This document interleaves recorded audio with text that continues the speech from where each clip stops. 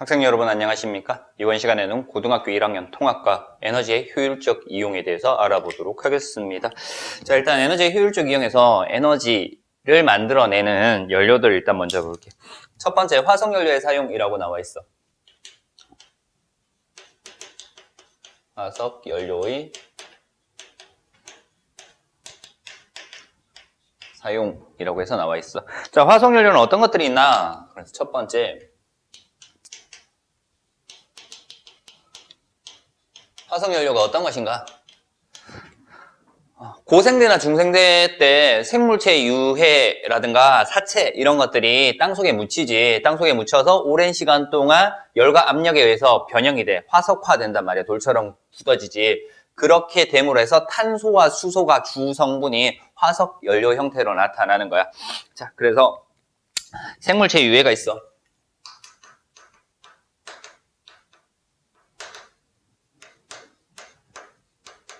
유해. 시체 같은 것들이야. 얘네들이 어떻게 돼? 땅속에 묻힌대. 땅속에 묻히면은 어떻게 된다고? 높은 열과 압력을 받게 되겠죠.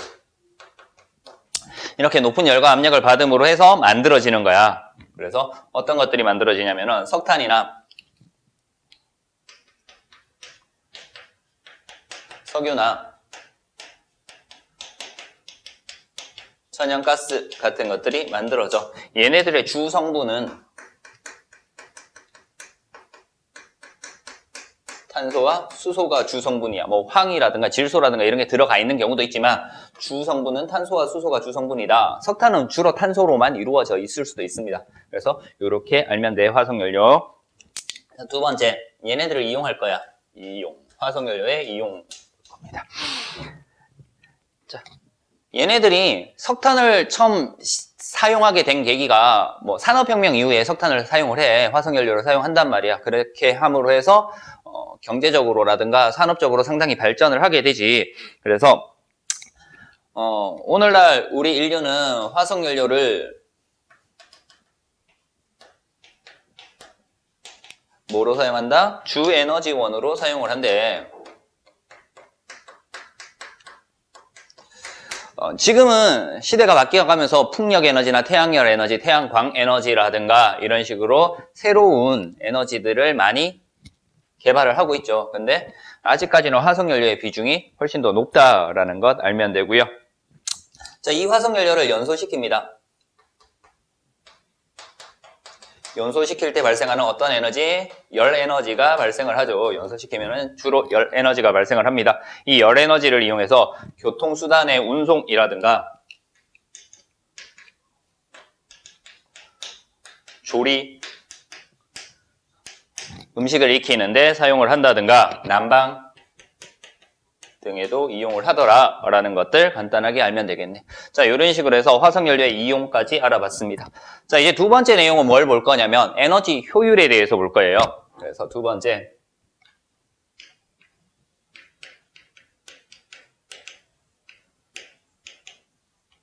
에너지 효율이라고 하는 것은 내가 공급하는 에너지 중에서 실제로 사용하는 에너지가 얼마나 되는가를 따지는 것이 에너지 효율이다라는 거야. 그래서 첫 번째 보면은 공급한 에너지와 버려지는 열 에너지 나와 있어. 공급한 에너지 그리고 버려지는 열 에너지 이렇게 둘로 나누어서 설명을 한대. 자, 공급한 에너지 뭐 화석연료를 공급했다라고 가정을 할게요. 화석연료가 가지고 있는 화학 에너지가 뭐 얘를 100이라고 둘게. 100만큼의 화학 에너지를 공급을 했다. 자, 그러면 우리가 실제로 사용하는 에너지가 있을 거야. 실제로 사용하는 에너지가 뭐 한 40 정도 사용했대요. 엄청나게 많이 사용하는 거야. 40 정도 사용하고요. 그리고 버려지는 열 에너지가 있을까요? 버려지는 열 에너지가 60이다 라는 거. 뭐 이렇게 나타날 수 있어. 그래서 전체 에너지 공급된 에너지 중에서 버려지는 열 에너지를 제외한 나머지 에너지가 우리가 사용하는 에너지다 라는 것들 알면 돼. 그래서 전부 다 유용하게 사용되지는 않는다라는 거, 버려지는 열 에너지가 존재하더라. 사용할 수 없는 형태로 존재하더라. 라는 것들 알면 됩니다. 자, 두 번째. 자, 그러면 에너지 효율은 어떻게 구할 건가? 라는 거지. 에너지 효율은 그냥 1을 전체로 두고 0. 얼마 이렇게 둘 수도 있고요. 퍼센트로 나타낼 수도 있어요. 에너지 효율을 퍼센트로 나타낼 수 있단 말이야. 자, 그래서 에너지 효율은 전체 공급된 에너지 중에서 우리가 사용한 에너지가 얼마나 되는가를 따지는 것이 에너지 효율이야. 그래서 에너지 효율을 퍼센트로 나타낸다고 가정을 한다면은 어떤 에너지 중에서 공급한 에너지 양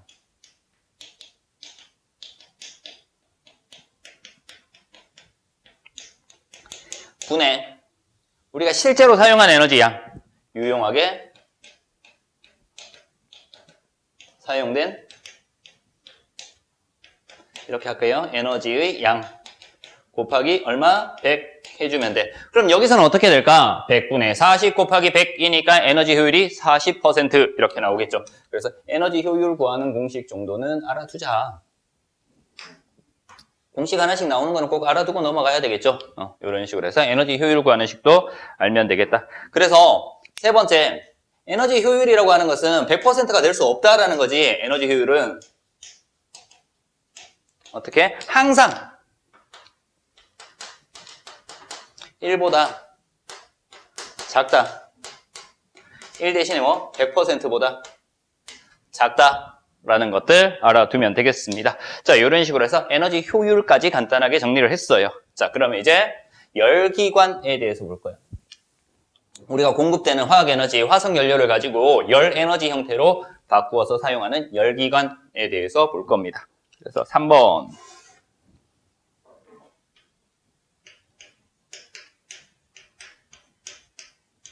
열기관이라고 둘게. 자, 열기관이라고 나와 있고요. 자, 열에너지를 공급받아서 일을 한대. 그래서 열에너지가 뭐로 바뀌는 거? 일로 바뀌는 과정을 열기관이라고 얘기를 해. 열에너지가 일로 바뀌는 과정을 열기관이라고 얘기를 합니다. 자, 그러면은 열기관의 정의 일단 볼게요. 열기관.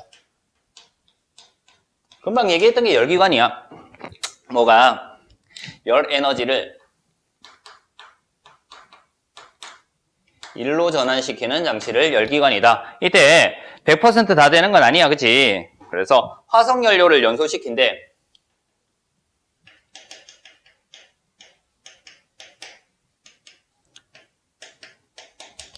그러면 열에너지가 발생을 한다라고 했어, 그치? 이 중에서 일부를 우리가 어떤 일을 하는데 사용하는 것을 열기관이라고 얘기를 합니다.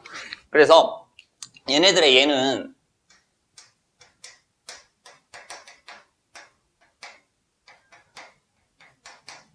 가솔린 엔진, 우리가 주로 자동차 같은 데 사용하는 가솔린 엔진이 있고요. 디젤 엔진도 있어요. 디젤 엔진, 경유 사용하는 거, 그리고 뭐 증기기관 이런 것들이 있는데요. 가솔린 엔진이나 디젤 엔진 같은 경우에는 연소되는 것이 안쪽에서 연소된다고 해서 내연기관이라고 얘기를 해. 연소되는 위치에 따라서 내연기관이라고 얘기를 하고, 증기기관 같은 경우에는 어떤 열에너지를 사용하는 바깥쪽에서 연소를 시킨다고 해서 외연기관이라고 얘기를 합니다. 그래서 화석연료를 연소시키는 장소에 따라서 안쪽에서 일어나는가 바깥쪽에서 일어나는가에 따라서 내연기관, 외연기관으로도 나뉘어질 수 있다라는 것 알면 됩니다. 자, 이렇게 봤고요. 두 번째, 열기관의 작동 원리 볼게요. 옆에서 정리를 하자, 얘는.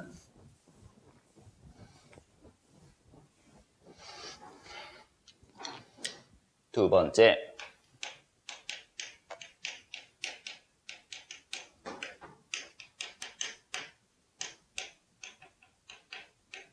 열기관의 작동 원리라고 해서 볼 겁니다. 우리 일단은 공급받는 에너지가 있어야 돼. 그치? 그것을 고열원이라고 얘기를 해요. 그래서 높은 온도에 고열원 공급받는 열에너지야. 높은 에너지. 그래서 고열원에서 Q1이라고 하는 열이라고 가정을 할게. 그래서 Q1을 공급한 열 에너지라고도 많은 양의 열 에너지를 공급했단 말이야. 그러면 여기에서 여기 있는 어디에서 열기관에서 우리가 이 고열원을 가지고 뭘 해야 돼? 일을 할 거야. 일. W. 일을 하지, 그지? 일을 합니다. 일을 해. 일을 하고 난 다음에 남은 것들이 이렇게 빠져나간단 말이야. 그치? 남은 것들이 빠져나가. 어떻게? 저열원이라고 얘기를 해. 열 에너지가 줄어들었다라는 거지. 저열원. 그럼 얘를 Q2라고 둘 거야. Q2. 그래서 사용하고 남은 에너지지 방출된 열 에너지라고 둘게요.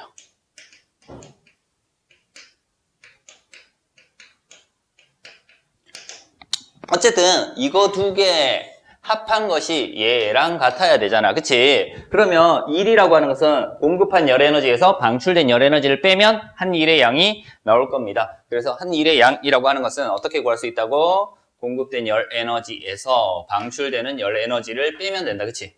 방출되는 열 에너지를 빼주면은 한 일의 양을 구할 수 있다. 이렇게 나타날 수 있겠네요. 자, 그래서 얘를 가지고 뭘 하냐면 열 효율을 나타낼 거야. 에너지 효율이랑 똑같아. 열 효율. 이라고 나타낼 거고요. 열 효율. 자, 어떻게 구하니? 열 효율은 이렇게 구하면 되죠. 공급한 열 에너지 Q1분의 사용한 에너지는 한 일의 양이다. 그지? W 곱하기 100이라고 두면은 몇 퍼센트 이렇게 나올 건데요. 이 W 대신에 사용할 수 있는 게 뭐였다? Q1 빼기 Q2다라는 거. 그래서 Q1 빼기 Q2를 이것을 다시 어떤 식으로 나타낼 수 있냐면은 어떤 식으로 나타내냐면은 Q1분의 Q1 마이너스 Q1분의 Q2니까 1 마이너스 Q1분의 Q2 곱하기 뭐 100 이렇게도 나타내기도 합니다. 됐습니까? 뭐 이런 식도 나타나더라 라는 거 같이 알아두면 되고요. 자, 이제 예를 들어서 자동차의 열 효율 잠깐 볼게요. 밑에 나와 있으니까 여기다가 정리를 할게. 예를 들어서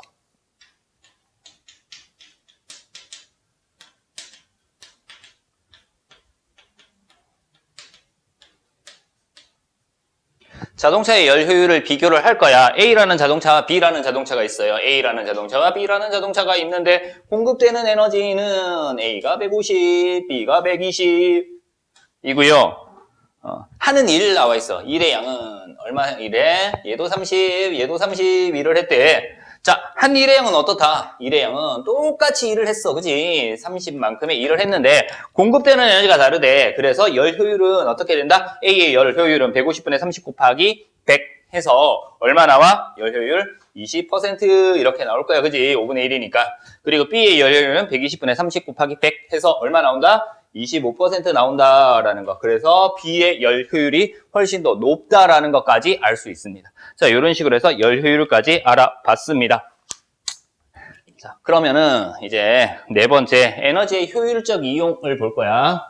자, 우리 효율을 봤잖아. 공급되는 열 에너지, 공급되는 에너지 중에서 내가 실제로 사용할 수 있는 에너지가 얼마나 되는가. 사용할 수 있는 에너지가 많을수록 효율이 크다, 높다라고 얘기를 합니다. 그러면 어떻게 하면은 효율적으로 사용할 수 있는가? 방출되는 에너지가 작아야 되겠죠. 그래서 방출되는 에너지가 작게끔 만들어주는 방법들을 보도록 하겠습니다. 자, 네 번째, 에너지의 효율적 이용.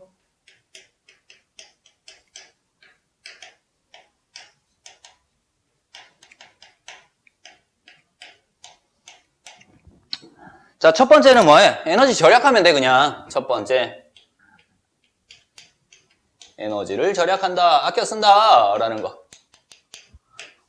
두 번째. 에너지 효율이 높은 제품을 사용해. 에너지 효율이 높은 제품을 사용을 하면 된대. 자, 어떤 것들이 에너지 효율이 높은 제품인가? 라는 거. 자동차에서 하이브리드 자동차라는 게 있어요. 하이브리드 자동차. 하이브리드 자동차는 어떤 거냐?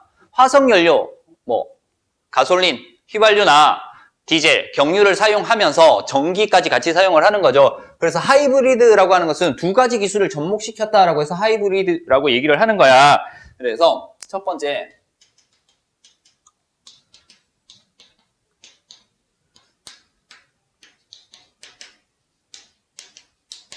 하이브리드 자동차를 볼 거야. 하이브리드 자동차는 엔진, 배터리, 모터 이렇게 세 가지를 가지고 운행을 하는 겁니다. 그래서 엔진, 기본적인 거다, 그지? 화석연료 이용하는 거. 배터리,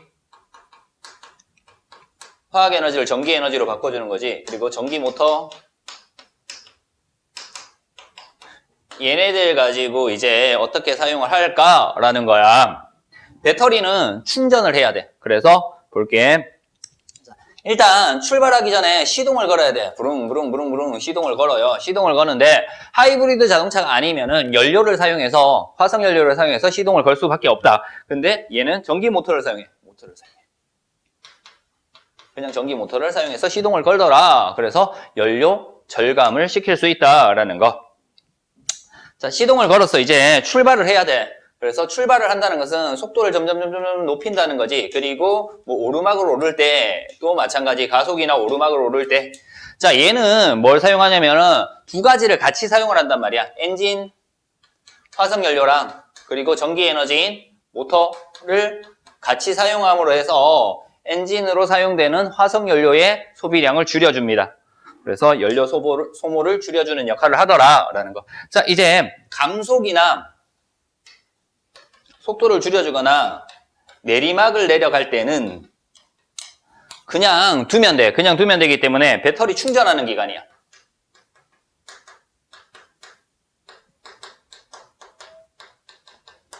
감속이나 내리막에서는 운동 에너지가 전기 에너지로 바뀌는 거야. 움직이는 운동 에너지가 역학적 에너지를 어떤 에너지로? 전기 에너지로 바뀌어줌으로 해서 충전을 시켜주는 과정입니다.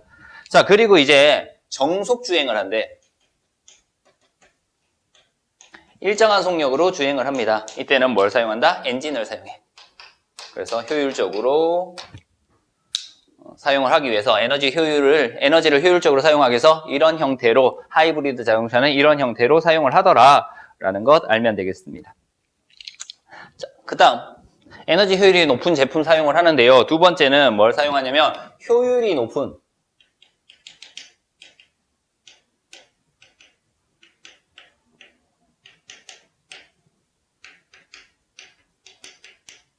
조명기구를 사용을 하면 된다라는 거. 자, 이 조명기구 전구다, 그지? 전등이 어떻게 변했는가라는 거. 처음에 백열등부터 시작을 해. 백열등, 그리고 형광등, 그리고 LED라고 있어요. LED. 자, 1880년대 백열등이 나오기 시작을 합니다. 백열등이 나오기 시작하는데 얘 효율 봤더니 전체 에너지 중에서 5에서 10%밖에 사용하지 않더라라는 거. 그래서 1940년대 되어서 이제 형광등이 나타나지. 이 형광등의 효율이 21% 정도로 증가를 하게 됩니다. 효율이 21%. 그리고 사용 시간 몇 배? 10배. 10배. 백열등보다 사용 시간이 10배 정도 길어지더라라는 거. LED는 효율이 20에서 30% 정도 형광등보다 좀 더 늘어나고요. 그리고 형광등보다 사용 시간이 몇 배? 3배 정도 길어지더라라는 거. 그래서 효율이 높은 조명기구 LED 등으로 요즘 바뀌어지는 추세다라는 거 알면 됩니다. 자, 그다음 세 번째.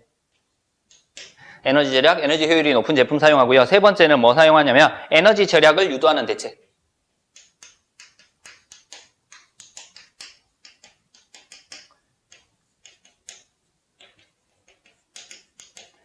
에너지 절약을 유도하는 대책을 마련한다라고 나와 있어요. 그래서 뭐 하면 돼? 에너지 소비 효율 등급 표시 제도. 에너지 소비 효율 등급 표시 제도를 통합니다. 그래서 에너지 소비 효율은 등급이 어떨수록 낮을수록 소비 효율이 높다, 효율이 높다라는 거. 등급이 낮을수록 효율이 높다라는 거 정도 알면 되고요.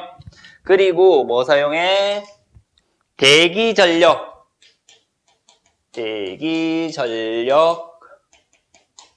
저감 프로그램.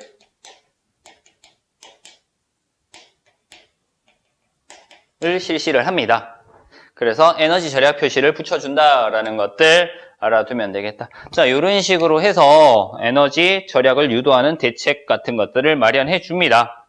자, 그리고 이제 에너지를 효율적으로 이용을 하잖아. 그래서 에너지 제로 하우스에서는 어떤 형태로 에너지를 절약하는지 지금부터 간단하게 보도록 하겠습니다. 뭐 나와 있다? 에너지 제로 하우스야. 에너지 제로 하우스. 화석연료를 사용하지 않는다라는 거야. 에너지 제로 하우스. 그래서 미래형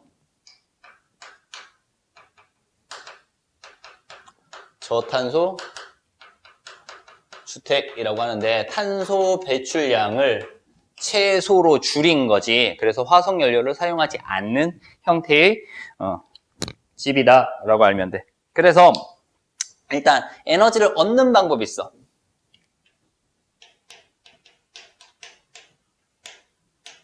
우리가 사용할 수 있는 형태의 에너지, 난방이라든가 전기라든가 이런 것들을 얻어야 되지. 그래서 뭐 가지고 얻냐면 태양은 광도 있고 열도 있다, 그지? 태양빛이나 태양열에 의해서 나타날 수 있고요. 그리고 지열, 그리고 바람, 풍력. 요즘 뉴딜 정책이라고 해서 얘네들이 약간 떠오르는 이슈가 되고 있는 거죠. 얘네들에 의해서 에너지를 얻는다. 그리고 단열을 하지. 단열을 통해서 에너지가 방출을 줄이는 거지. 에너지 방출을 억제시킵니다. 에너지가 밖으로 빠져나가는 것을 억제시키는, 출입을 차단하는 형태의 집이 에너지 제로 하우스다 라고 나와 있어. 자, 그래서 얘네들 어떻게 되냐면 첫 번째, 지붕은 태양광 발전을 해. 그래서 태양광 발전을 통해서 전력을 생산하는데, 그래서 우리가 사용할 수 있는 전기 에너지들을 태양광 발전을 통해서 이용을 한다라는 거. 그리고 두 번째는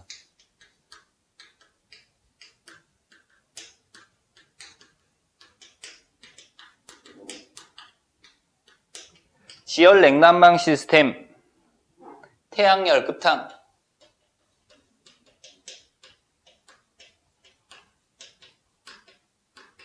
얘네들을 통해서 뭘 한다? 냉난방이나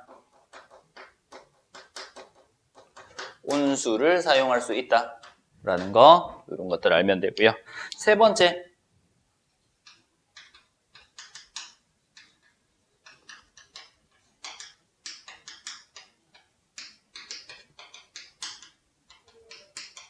빗물 재활용 시스템을 이용을 합니다. 그래서 빗물을 이용해서 완전히 깨끗한 물 아니고요. 변기물을 내린다든가 화분에 물을 준다든가 이런 것들은 빗물을 가지고 사용할 수 있다라는 거.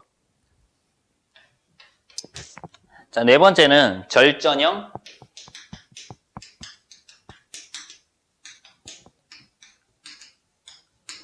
효율이 높은 고효율 생활 가전 기기를 사용함으로 해서 전기 에너지를 최소로 사용할 수 있게끔 절약을 시켜준다. 그리고 남는 전기는 다음에 다시 사용할 수 있게끔 만들어준다라는 거. 그리고 단열 잘 해주면 돼. 2중창이나 3중창을 설치를 한다든가, 그렇죠? 그런 것들. 단열재를 넣어준다든가 이런 것들 알아두면 됩니다. 그래서 에너지 제로 하우스에 대해서 이렇게 간단하게 정리를 했어요. 자, 그래서 이번 시간에 정리한 내용들 간단하게 다시 한번 살펴보도록 하겠습니다. 에너지의 효율적 이용에 대해서 알아봤어요. 그래서 화석연료가 뭔지 알아봤고요. 그리고 두 번째, 에너지 효율. 그리고 열기관에서의 열 효율 이런 것들 알아봤죠. 그리고 에너지를 효율적 이용하는 방법들, 에너지 절약하고 에너지 효율이 높은 제품을 사용하고 뭐 에너지 절약 유도하는 대책을 마련하고 그런 식으로 해서 에너지 제로 하우스까지 알아봤습니다. 이번 시간 수업 에너지의 효율적 이용에 대한 수업은 여기서 마치도록 하겠습니다.